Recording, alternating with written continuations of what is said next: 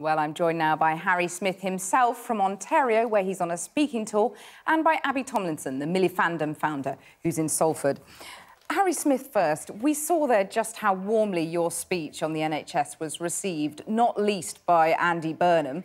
So can he count on your support in the leadership campaign or not? No, definitely not. I've already made up my mind. Jeremy Corbyn actually is more in tune with my thought processes of what has to go on in this new Labour government. I was particularly pleased, and it sort of emphasised my thoughts about Jeremy when he was the only member of the group who voted for the welfare state. That spoke an enormous amount of, gave me a lot of amount of confidence in him. So you didn't like the... So you didn't like the fact that Andy Burnham voted against the government's welfare... well, he abstained on the government's welfare cuts. I'm sorry, I didn't get that. You didn't like the fact that Andy Burnham abstained in the vote on the government's welfare cuts? No, I think Andy Burnham is an excellent fellow, and I'm pretty sure that somewhere in the not-too-distant future he will become a leader of Labour. But right now, it is not his time. I think Jeremy has more going for him with the people of Toronto, of Britain, England. and Toronto, I'm sure. Well, let me put that to Abby Tomlinson. You heard it there, not Andy Burnham's time.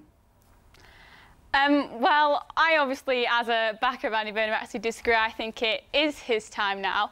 But, you know, I do agree with Harry on how great Jeremy Corbyn is. I do really like Jeremy. I wish him the best. I just don't think he stands the best chance of uniting the party. But people seem to like the fact that he has this sort of authenticity and doesn't speak in as many sound bites as the likes of Andy Burnham. Yeah, they do, and I think Jeremy Corbyn does represent this sort of anti-Westminster view that many people within the public hold. But as much as we can say how much we like anti-Westminster politicians, we don't ever elect any. Right. Let me put that straight back to Harry Smith then. Isn't this the point that if you elected Jeremy Corbyn, it would be a fine protest, but you wouldn't actually win power, and it was a Labour government that created the NHS that you hold so dear?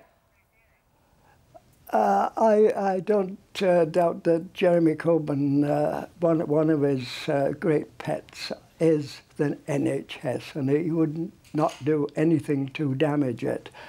To me, Jeremy Corbyn reminds me of Clement Attlee in 1945, and I think if he puts his shoulders to the wheel, I think he can be a man who changes England for the better, just as Clement Attlee did. He would become a very good leader. He understands people, he understands what they're going through. You have to know what the lower classes in society are suffering today to be a leader and understand what is necessary to change things. But given that many of his policies are the same as the 1983 manifesto pledge that led to a crushing defeat for Labour, could he actually win power? Could he actually become Prime Minister? Oh, I'm sure he could. I mean, that was the defeat was because so many people, unfortunately, had lost hope. They just didn't think that the Labour Party could stand firm on what they were promising.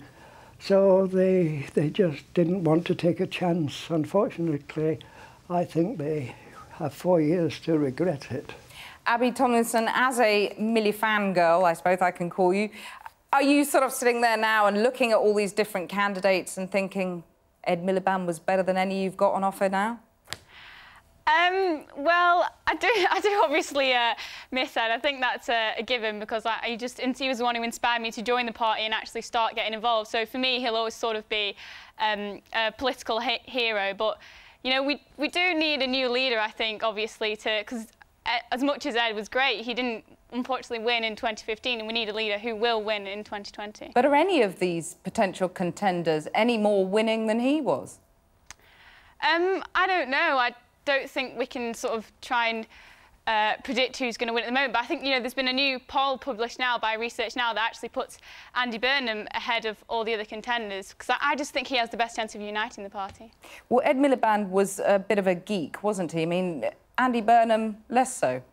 What does he do to set your pulses racing? I don't know about anyone else, but when I attended the Warrington hustings, which was the last one on Saturday, I hadn't really been inspired yet by any of the candidates. You know, I thought, you know, if I was watching this now and I hadn't joined the party, none of them would have really inspired me to do so. But I think watching Andy, that sort of spurred on that fundamental drive to change things and actually inspired me to, again. Harry Smith, are you convinced that Jeremy Corbyn can unite the party? Because a lot of people seem to think that he would be unable to do so. I'm sure it can, providing the party realises who they have there.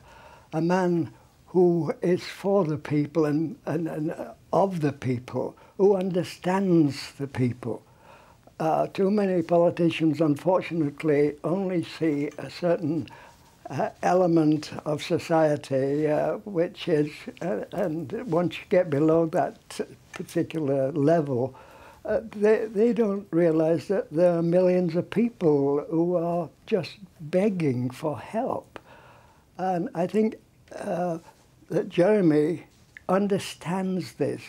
I met Jeremy one time in England, and I found him a very, very astute man who realised and understood the ordinary people.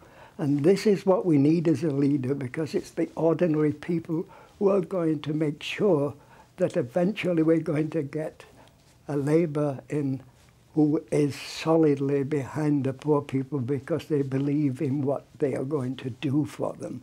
Harry, I think we have to... Yeah. Harry Smith, thank you so much for breaking into your speaking tour. Really appreciate it. And Abby Tomlinson, thank you also. Thank you both for joining us.